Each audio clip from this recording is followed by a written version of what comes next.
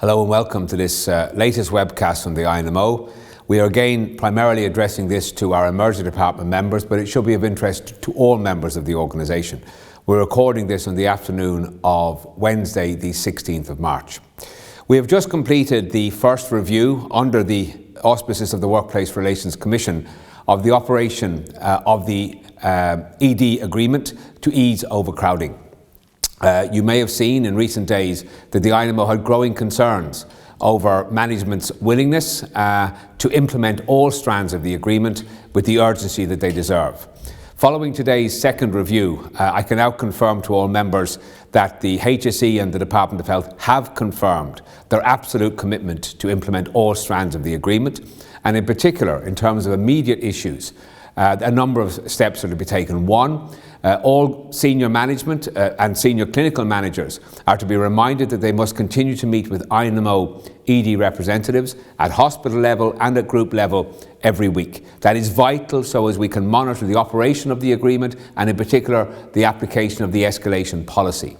Secondly, the HSE and Department of Health have confirmed that all staffing issues provided for under the agreement will be implemented in full. That means advertising and filling all vacant nursing posts, addressing staffing deficits with regard to admitted patients both up the wards and in emergency departments. That's critical in terms of ensuring safe practice for our members, manageable workloads for our members and safe care for the patients presenting.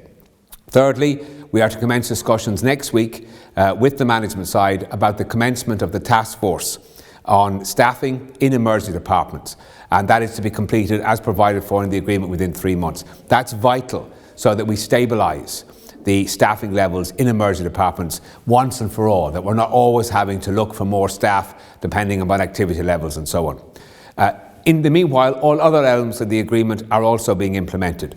We're going to advertise, or the HSE is going to advertise the Assistant Director post for patient flow in ED, the CNM2 post for admitted patients, the regrading competition for CNM1, 7 in each department, the health and safety issues, the hygiene audit, the security audit, all those things are being progressed as well.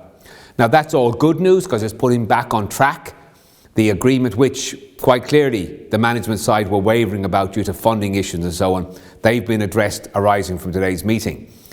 We're well aware though that all this is taking place in the context of very, very challenging and ever increasing levels of overcrowding.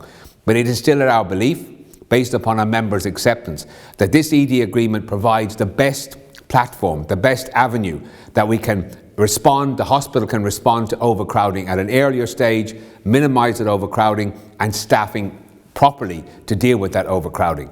But vigilance is required. So let's all reaffirm our commitment to the agreement, reaffirm our demand that management implement the agreement as they've now done, and ensure that we speak very loudly and very consistently on behalf of members and on behalf of patients in the weeks ahead.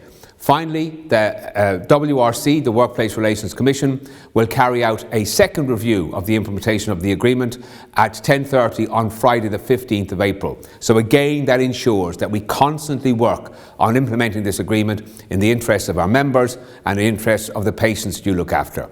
Thank you for your attention. All the best.